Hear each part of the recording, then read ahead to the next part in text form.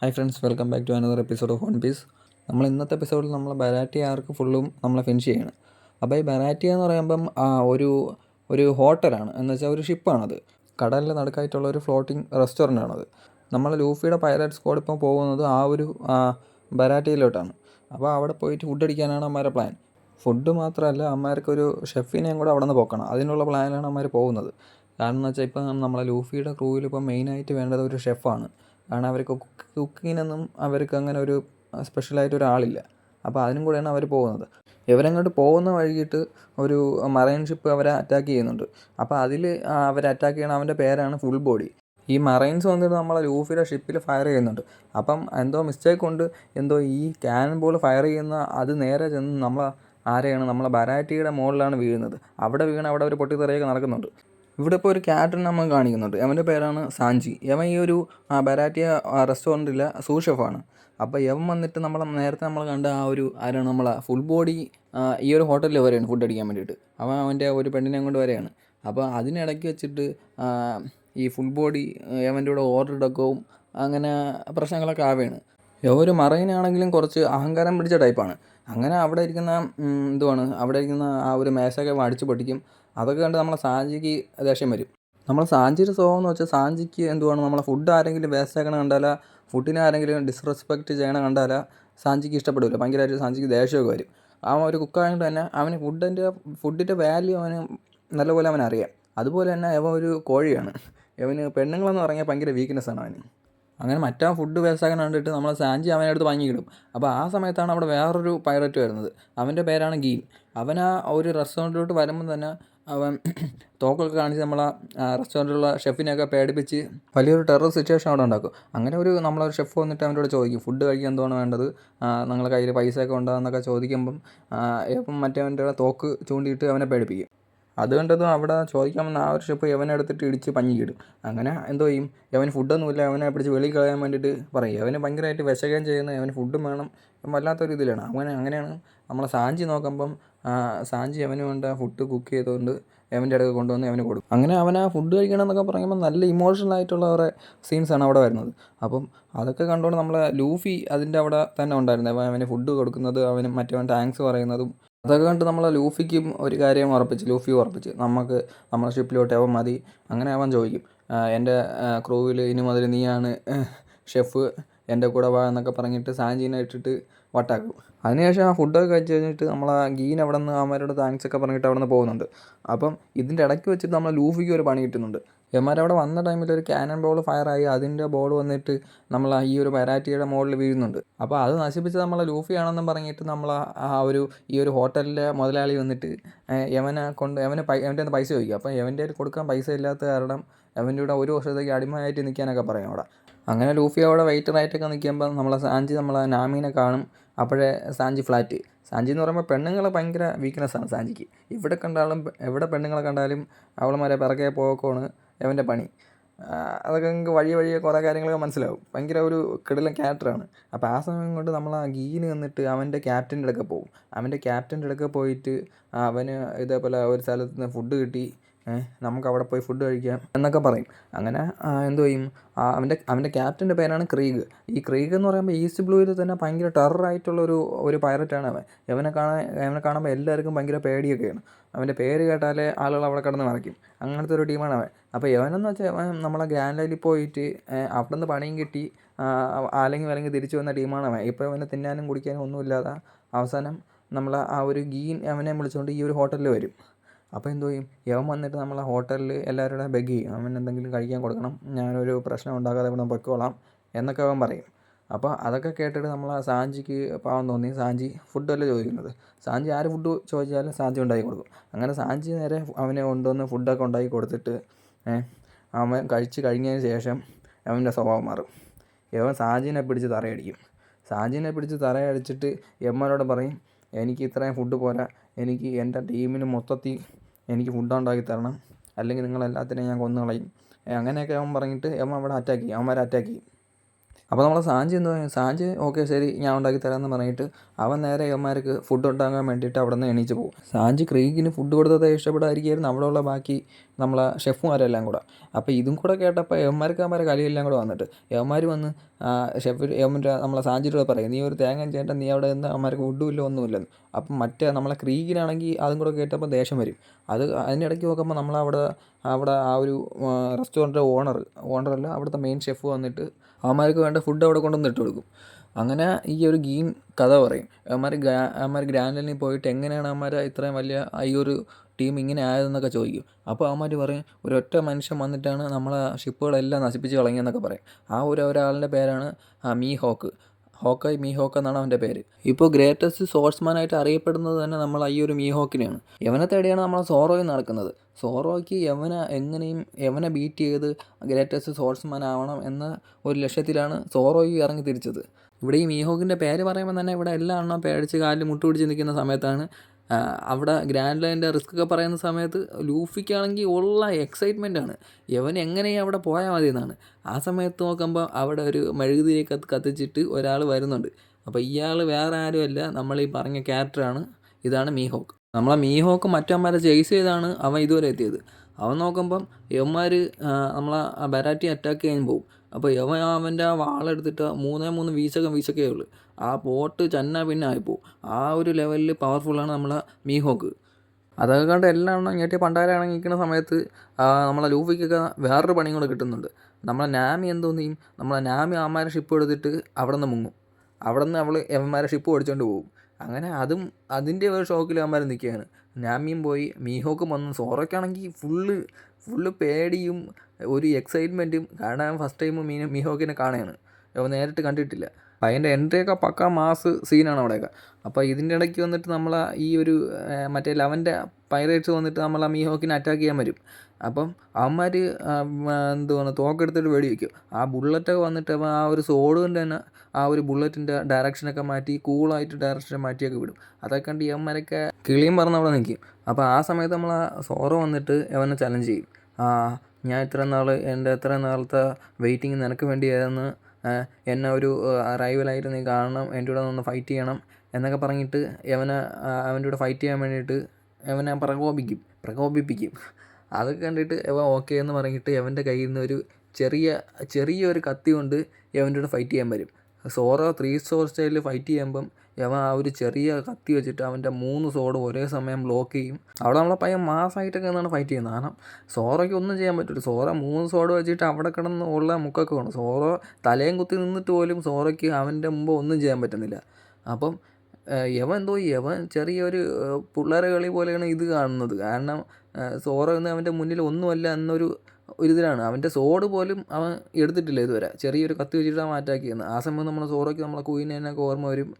Sorrow defeat ആവത്തില്ല എന്നൊക്കെ പറഞ്ഞിട്ട് കുറേ ഇതൊക്കെ ഉണ്ട് അവിടെ. അതിനൊക്കെ ശേഷം സോറോ 3 sword സ്റ്റൈൽ വേറൊരു ടെക്നിക്ക് എടുക്കുന്ന സമയത്ത് ആ സ്പോട്ടിൽ വന്നിട്ട് നമ്മളെ മീഹോക്ക് സോറോനെ ആ ഒരു കത്തി വെച്ചിട്ട് സോറോനെ കുത്തും. അതൊക്കെ കൊണ്ട് ലൂഫിയും എല്ലാവരും അന്തം വിട്ട് നിൽക്കും. അപ്പോൾ സോറോ പറയും, ഞാൻ ചത്താലും ഡിഫീറ്റ് ആവത്തില്ല എന്നൊക്കെ പറയണമായിട്ട് മീഹോക്കും സർപ്രൈസറാവും. കാരണം ഇത്രയും ആ ഒരു വിൽ പവർ ഉള്ള ഒരാളിനെ അവൻ ഇതുവരെ കണ്ടിട്ടില്ല. അങ്ങനെ ചെയ്യും, അവൻ്റെ കൂടെ ഫൈറ്റ് ചെയ്യാൻ വേണ്ടിയിട്ട് തീരുമാനിക്കും. അവൻ്റെ റിയൽ സോഡ് എടുത്ത് തന്നെ അവൻ്റെ കൂടെ ഫൈറ്റ് ചെയ്യാൻ തീരുമാനിക്കും. സോറോ 3 sword സ്റ്റൈലിൽ അടുത്ത ഒരു ടെക്നിക്ക് എടുക്കും. അങ്ങനെ വന്നിട്ട് ഫൈറ്റ് ചെയ്യും. രണ്ടുപേരും അങ്ങോട്ടും ഇങ്ങോട്ടും മാക്സിമം എഫർട്ട് എടുത്തിട്ട് അറ്റാക്ക് ചെയ്യും. അപ്പം നോക്കുമ്പോൾ നമ്മളെ സോറോരെ 2 സോഡും ഒരേ ഒരു സ്ലാഷിൽ നമ്മളെ മീഹോക്ക് ഓടിക്കും. അപ്പോൾ അതോടെ സോറോരെ കാര്യത്തിൽ തീരുമാനമായി. അങ്ങനെ സോറോ ഡിഫീറ്റ് സമ്മതിക്കും. സോറോ പറയും, എന്നെ ബാക്കിൽ നിന്ന് വെട്ടല്, എന്നെ ഫ്രണ്ടിൽ നിന്ന് കൊല്ലാവോള്, അതാണ് ഒരു റിയൽ സോഴ്സ്മാൻ്റെ ആഗ്രഹം ഇതാണെന്ന് പറഞ്ഞിട്ട് അവൻ നിന്ന് കൊടുക്കും. അപ്പം മീഹോക്ക് അവനെ വെട്ടും. അപ്പോൾ അതൊക്കെ വലിയൊരു ഇമോഷണലായിട്ടുള്ള ഒരു സീനാണ് അവിടെയൊക്കെ. അങ്ങനെ ഇതൊക്കെ കണ്ട് എല്ലാവരും ഷോക്ക്ഡാവും. അപ്പം ചെയ്യും, പക്ഷേ സോറോ ചാവത്തില്ല. സോറോനെ വെട്ടിയിട്ട് വെള്ളത്തിൽ ഇടുകയുള്ളൂ. നമ്മളെ ലൂഫിയുടെ ടീം വന്നിട്ട് സോറോനെ രക്ഷിക്കുകയൊക്കെ ചെയ്യും. രക്ഷിച്ചിട്ട് അവൻ ട്രീറ്റ്മെൻറ്റൊക്കെ കൊടുക്കും. ആ സമയം നമ്മളെ മീഹോക്ക് പറയും, നീ ഇനിയും ലോകം കാണാനുണ്ട്, നീ ഇനിയും വളരാനുണ്ട്, ഇപ്പോഴും വെറും കുട്ടിയാണ് നീ, അതുകൊണ്ട് നീ വളർന്നിട്ട് എൻ്റെ മുമ്പ് വാ, എന്നിട്ട് നമുക്ക് ഫൈറ്റ് ചെയ്യാം. അതുവരെ ഞാൻ ഈ ഗ്രേറ്റസ്റ്റ് സ്പോർട്സ്മാൻ എന്ന ആ ഒരു പദവി ഞാൻ വെച്ചേക്കാം എന്നൊക്കെ അവൻ പറയും. എന്നൊക്കെ പറഞ്ഞ് ഭയങ്കരമായിട്ട് അവന് മോട്ടിവേഷനൊക്കെ കൊടുക്കും. അങ്ങനെ ലൂഫിയുടെ ആഗ്രഹം ചോദിക്കും. ലൂഫിയുടെ ആഗ്രഹം പറയും ലൂഫിക്ക് ഗ്രേറ്റസ്റ്റ് സ്പോർട്സ്മാൻ ആവണം, അല്ല ലൂഫിക്ക് കിങ് ഓഫ് ദ പൈററ്റ് ആവണം എന്ന കാര്യമൊക്കെ ലൂഫിയും പറയും. അപ്പോൾ അവിടെ വെച്ചിട്ട് നമ്മളെ സോറോയും ഒരു പ്രോമിസ് ലൂഫിക്ക് കൊടുക്കുന്നുണ്ട്. എന്നായാലും ഞാനിനി തോക്കത്തില്ല, ഞാൻ ഗ്രേറ്റസ്റ്റ് സ്പോർട്സ്മാൻ ആവും എന്നൊക്കെ ലൂഫിലൂടെ വലിയ ഇമോഷണലായിട്ട് തന്നെ നമ്മളെ സോറോ പറയുന്നുണ്ട്. അതിനൊക്കെ ശേഷം മീഹോക്ക് അവിടെ നിന്ന് പോകും. എന്നിട്ട് നോക്കുമ്പോൾ നമ്മളെ മറ്റേ ലവന്മാർ അവിടെ നിന്ന് ആരാണ് നമ്മളെ മറ്റേ ക്രിമിനൽ പൈറേറ്റ്സ് വന്നിട്ട് നമ്മളെ ഈ ഒരു യവന്മാർ അറ്റാക്ക് ചെയ്യും, നമ്മളെ ബരാറ്റിയനെ അറ്റാക്ക് ചെയ്യും. അപ്പോൾ അതിൻ്റെ ഇടയ്ക്ക് വെച്ചിട്ട് നമ്മളെ സാഞ്ചിയുടെ ബാക്ക്ഗ്രൗണ്ട് കാണിക്കുന്നുണ്ട്. സാഞ്ചി എങ്ങനെയാണ് അവിടെ എത്തിയെന്നൊക്കെ കാണിക്കുന്നുണ്ട്. അപ്പോൾ സാഞ്ചി ആദ്യം ഒരു ക്രൂസർ ഷിപ്പിൽ കിച്ചണിൽ ജോലിക്ക് നിൽക്കുകയായിരുന്നു. അപ്പോൾ ആ സമയത്താണ് ആ ഒരു ഷിപ്പിൽ നമ്മളെ റെഡ് ഫുട്ട് സെൻ, ഇവനാണ് നമ്മളെ ആരാണ് ബെറാറ്റിയുടെ മെയിൻ ഷെഫ്. യവൻ വന്നിട്ട് യവൻ ഒരു പൈലറ്റായിരുന്നു പണ്ട്. യവൻ വന്നിട്ട് അവർ ആ ഒരു ഷിപ്പ് അറ്റാക്ക് ചെയ്യും. അപ്പം അങ്ങനെ ആ ഒരു അറ്റാക്ക് ചെയ്യുന്ന സമയത്ത് അവിടെ വലിയൊരു ടൈഡ് വരും, വലിയൊരു തിരമാല വന്നിട്ട് അവരെ ആ ഒരു ഷിപ്പ് മൊത്തത്തിൽ അങ്ങ് പൊട്ടിച്ച് കളയും. അപ്പം ഈ സാഞ്ചിയും എല്ലാവരും വെള്ളത്തിൽ പോകും.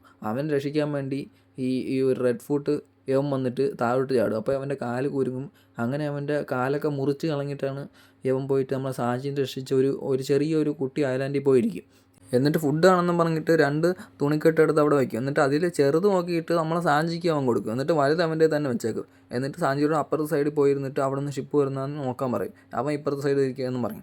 അങ്ങനെ സാഞ്ചി അവിടെ ഇരിക്കും. ദിവസങ്ങൾ കുറേ കഴിഞ്ഞ് പോവും. അവൻ്റെ ഫുഡൊക്കെ തീരും. അങ്ങനെ ഫുഡൊക്കെ തീർന്ന് കുറേ ദിവസമാകും. ദിവസങ്ങളിങ്ങനെ പൊയ്ക്കൊണ്ടിരിക്കും. അങ്ങനെ കുറേ നാൾ അവർ ഫുഡില്ലാതെ പട്ടിണിയായിട്ടൊക്കെ ഇരിക്കും. അവസാനം നമ്മളെ സാഞ്ചി നമ്മളെ അപ്പുറത്തെ സൈഡിൽ ഇരുന്ന സെപ്പിനെ നോക്കാൻ വേണ്ടിയിട്ട് പോകും. അവൻ ഇതുവരെ അയാളെ നോക്കാൻ വേണ്ടിയിട്ട് അങ്ങോട്ട് പോയില്ല. രണ്ടുപേരും 2 സൈഡിലായിട്ട് അങ്ങനെ ഇരിക്കുകയാണ്. അങ്ങനെ അവൻ ചെന്ന് നോക്കുമ്പം അവൻ്റെ അടുക്ക് ഇരിക്കുന്ന ആ ഒരു പൊതിക്കെട്ട് അങ്ങനെ ഇരിക്കണം. അപ്പോൾ യവനെ ഭയങ്കര ഹാപ്പി ആയി. കാരണം വെച്ചാൽ ഫുഡ് അത്രയും അവിടെ ഇരിക്കുകയല്ലേ. അപ്പോൾ അവൻ്റെ മനസ്സിൽ അവനെ കൊന്നിട്ട് ആ ഫുഡ് എടുക്കുക എന്നുള്ള ഒരു ചിന്ത വന്നു. അങ്ങനെ ഒരു കത്തി എടുത്തുകൊണ്ട് അവനെ കൊല്ലാൻ വേണ്ടിയിട്ട് അവൻ്റെ അടുക്ക പോകും. അപ്പോൾ എന്നിട്ട് ആ ഫുഡ് എടുത്തിട്ട് നോക്കും. ഫുഡ് എടുത്തിട്ട് അവൻ ഇങ്ങനെ നോക്കുമ്പം അതിനകത്ത് ഫുഡ് കാണത്തില്ല. അതിനകത്ത് ഫുള്ളും ഗോൾഡാണ്. അത് കണ്ട് യവനും അന്തം വിടും. അപ്പോഴാണ് അവന് മനസ്സിലാവുന്നത് മറ്റേ അവൻ അവിടെ ഉള്ള ഫുഡെല്ലാം നമ്മളെ സാഞ്ചിക്ക് കൊടുത്തിട്ട് അവൻ ഇത്രയും നാൾ അവൻ ഫുഡില്ലാതെ ഇരുന്ന്. അതുമാത്രമല്ല സാഞ്ചിനെ രക്ഷിക്കാൻ പോകുമ്പോഴാണ് അവൻ്റെ കാല് പോകുന്നത്. ഈ ഒരു നിമിഷത്തിലാണ് സാഞ്ചിക്ക് എല്ലാ കാര്യങ്ങളും മനസ്സിലാവുന്നത്. അപ്പോൾ തന്നെ സാഞ്ചിക്ക് അവൻ്റെ കൂടെ ഭയങ്കര ബഹുമാനവും അവനെക്കുറിച്ച് അവന് വേണ്ടിയാണ് അവൻ്റെ കാലൊക്കെ നഷ്ടപ്പെടുത്തിയത് എന്നൊക്കെ അറിയുമ്പം തന്നെ ഭയങ്കര വിഷമമൊക്കെ വരും.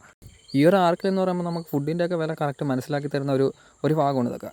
കാരണം എന്ന് വെച്ചാൽ നമ്മളിൽ എത്ര സ്വർണ്ണം ഉണ്ടെങ്കിലോ പണം ഉണ്ടെങ്കിലോ ഫുഡില്ലെന്ന് വെച്ചാൽ നമുക്ക് ഒന്നും ചെയ്യാൻ പറ്റത്തില്ല. അതുകൊണ്ടൊന്നും അതെടുത്ത് തിന്നാനും കുടിക്കാനും ഒന്നും പറ്റത്തില്ല. ഫുഡിന് ഫുഡ് തന്നെ വേണം.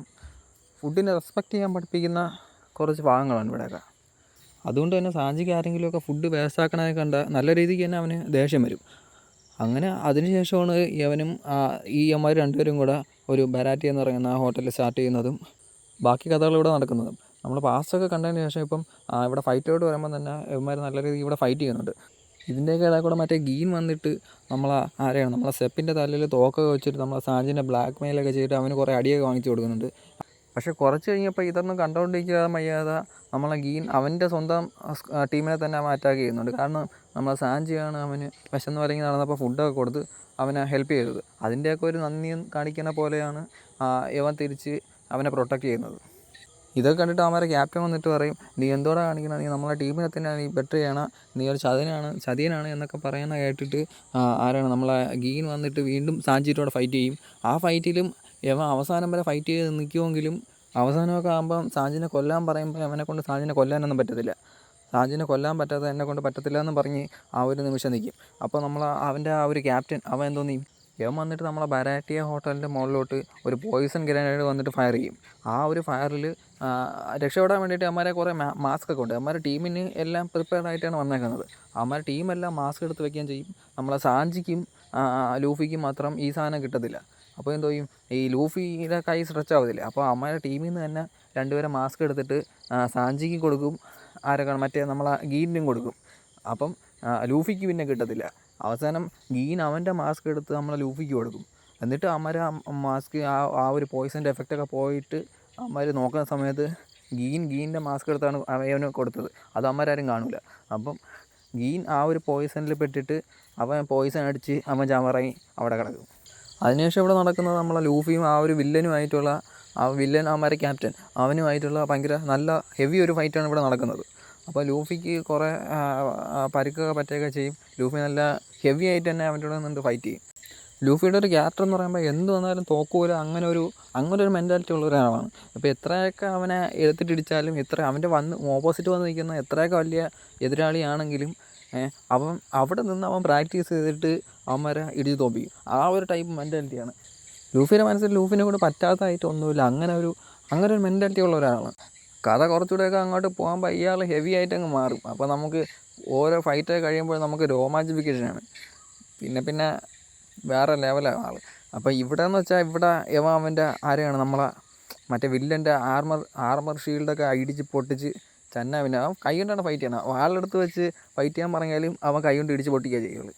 ലൂഫി ഇതേപോലെയൊക്കെ അവൻ്റെ കൂടെ ഫൈറ്റ് ചെയ്യുന്ന കാണുമ്പോൾ അവിടെ ഉള്ള ബാക്കി അവൻ്റെ എനിമി സ്ക്വാഡും അതേപോലെ സാഞ്ചിയും അവിടുത്തെ ഷെഫുമാരും എല്ലാം എണ്ണം വായും പൊളിച്ചിരിക്കും. കാരണം അവന്മാരൊന്നും കണ്ടിട്ടില്ല, ഇതിനു മുമ്പേ കണ്ടിട്ടില്ല ഇതേപോലെ അവന്മാരെ ക്യാപ്റ്റൻ അൺബീറ്റബിൾ ആയിട്ടുള്ള അവന്മാരെ ഒരു ക്യാപ്റ്റനെ ഇതേപോലെ എടുത്തിട്ട് പട്ടീനെ പോലെ അടിക്കുന്ന ഇതുവരെ കണ്ടിട്ടില്ല. അവസാനം ഈ നമ്മളെ ലൂഫി ജയൻ ബസൂക്ക എന്നൊക്കെ പറഞ്ഞിട്ട് അവൻ്റെ കുറേ ട്രിക്കുണ്ട്. അതേപോലെ ഒരു എന്തുവാ ടൊർണാഡോ പോലെ അവൻ്റെ കാലെടുത്തിട്ട് വെച്ചിട്ട് സ്പ്രിങ് ചെയ്തിട്ട് ആ എനിമീൻ്റെ അടുത്ത് തറയടിക്കും. എന്നിട്ട് യവനും അതേപോലെ വെള്ളത്തിൽ പോകും. യവനെ നെറ്റിൽ കുരുക്കി വെള്ളത്തിൽ ഇടും. ആളിന് വെള്ളത്തിൽ വീണ് കഴിഞ്ഞാൽ ആളിന് സ്വിമ്മിങ് എബിലിറ്റി ഇല്ല. അങ്ങനെ സാഞ്ചി അവനെ രക്ഷിക്കാൻ വേണ്ടി എടുത്ത് വെള്ളത്തിൽ ചാടും, അവനെ എടുത്ത് കൊണ്ടുവന്ന് കരയിടും. ആ ഒരു സമയത്ത് സാഞ്ചി യവന്മാരെ കുറിച്ചിട്ട് ആലോചിക്കണം. കാരണം സോറോയ്ക്കാണെങ്കിലും ലൂഫിക്കാണെങ്കിലും യവന്മാർക്ക് വല്ലാത്ത ഒരു ടൈപ്പ് ക്യാരക്ടറാണ് യവന്മാർ യവന്മാർക്ക് പേടി എന്ന് പറയുന്ന സാധനമില്ല. അമ്മമാർ ഗോൾ അച്ചീവ് ചെയ്യാൻ വേണ്ടിയിട്ട് അമ്മമാർ എന്ത് വേണമെങ്കിലും കാണിക്കുക, അങ്ങനെ ഒരു ടൈപ്പാണ്. കാരണം ഒത്തിരി നേരത്തെന്ന് വെച്ചാൽ നമ്മളെ സോറോയും വന്നിട്ട് ഫൈറ്റ് ചെയ്തത് അവൻ്റെ ലീഗ് പോലും ഇല്ല. നമ്മളെ മീഹോക്ക് എന്ന് പറയുമ്പം വൺ ഓഫ് ദ ലെജൻഡറി ക്യാരക്ടറാണ്. അവൻ്റെ കൂടെ വന്നിട്ടാണ് ഫൈറ്റ് ചെയ്ത് വെട്ട് മേടിച്ചുകൊണ്ട് വീട്ടിൽ പോയില്ല, ആൾ തിരിച്ച് വീണ്ടും വരും. അപ്പം അങ്ങനെയൊക്കെ അമ്മമാരെക്കുറിച്ച് ആലോചിക്കുമ്പോൾ സാഞ്ചിക്കും അമ്മമാരുടെ എന്തോ ഒരു ഇത് തോന്നും, ഒരു കണക്ഷനൊക്കെ തോന്നും. കാരണം നമ്മളെ സാഞ്ചിയുടെ ആഗ്രഹം എന്ന് വെച്ചാൽ അവന് നല്ലൊരു ഷെഫാവണം. അവന് ആർക്ക് ബ്ലൂ എന്ന് പറഞ്ഞിട്ടൊരു സ്ഥലമുണ്ട്, അത് ഈ ഗ്രാൻഡ് ലൈനിലുള്ള ഒരു സ്ഥലമാണ്. അപ്പോൾ അവിടെ പോയിട്ട് അവിടെ എന്ന് പറയുമ്പോൾ ഈ ഷെഫുമാരെയൊക്കെ സ്വർഗ്ഗമാണ്. കാരണം അവിടെ എല്ലാ മീനുകളും ഉണ്ട്, എല്ലാ സ്ഥലത്തു നിന്നുള്ള മീനുകളും ഒത്തുചേർന്ന ഒരു സ്ഥലമാണ് ഈ ആർക്ക് ബ്ലൂ. അവിടെ ഒരു ഹെവൻലി ഫിഷ് സ്പോട്ടാണ്. അപ്പോൾ അവിടെ പോയിട്ട് സാഞ്ചിക്ക് കുക്ക് ചെയ്യണം എന്ന ഒരു ആഗ്രഹത്തിലാണ് സാഞ്ചി പണ്ട് മുതലേ നടക്കുന്നത്. അത് നമ്മളെ ക്യാപ്റ്റനായിട്ടുള്ള നമ്മളെ സെപ്പിനും അറിയാം. അങ്ങനെ എന്തോ ചെയ്യും, നമ്മളെ സാഞ്ചിനെ നമ്മളെ ലൂഫിയുടെ കൂടെ പോകാൻ വേണ്ടിയിട്ട് പറഞ്ഞു വിടും. അവനെ ഭയങ്കരമായിട്ട് നിർബന്ധിച്ചൊക്കെയാണ് നമ്മളെ സാഞ്ചിനെ ലൂഫിയുടെ കൂടെ പറഞ്ഞയക്കുന്നത്. അങ്ങനെ ലൂഫിയുടെ ടീമിലൊരു മെമ്പറായിട്ട് നമ്മളെ സാഞ്ചിയും വരും. ആ ഒരു ഏരിയയിലൊക്കെ നല്ല ഇമോഷണലായിട്ടുള്ള കുറേ കാര്യങ്ങളൊക്കെ നടക്കുന്നുണ്ട്, അതൊന്നും നമ്മൾ കാണിക്കുന്നില്ല. അപ്പം ഇനി അടുത്ത് കാണിക്കുന്നത് നമ്മളെ നാമി മറ്റേ അമ്മമാരെ ഷിപ്പ് ഓടിച്ചുകൊണ്ട് പോയില്ലേ. അപ്പോൾ ഇനി നമ്മൾ ലൂഫിയും ടീമും കൂടെ അടുത്ത പോകുന്നതെന്ന് വെച്ചാൽ നമ്മളെ നാമീനെ അന്വേഷിച്ച് ആ ഒരു വില്ലേജിലോട്ടാണ് അമ്മമാർ പോകുന്നത്. അപ്പോൾ നമ്മളിനി അടുത്ത് ചെയ്യാൻ പോകുന്ന ആർലോങ് പാർക്ക് എന്ന് പറയുന്ന ആർക്കാണ്. അത് നമ്മളെ നാമിയുടെ കഥയാണ്, നാമിയുടെ ഫുൾ കഥയാണ്. അപ്പോൾ അതൊരു 45 എപ്പിസോഡ് വരെ ആ ഒരു ഇതാണ്. അതെല്ലാം കൂടെ നമ്മൾ ഒറ്റ എപ്പിസോഡായിട്ടാണ് അടുത്ത വീഡിയോ ആയിട്ട് ചെയ്യാൻ പോകുന്നത്.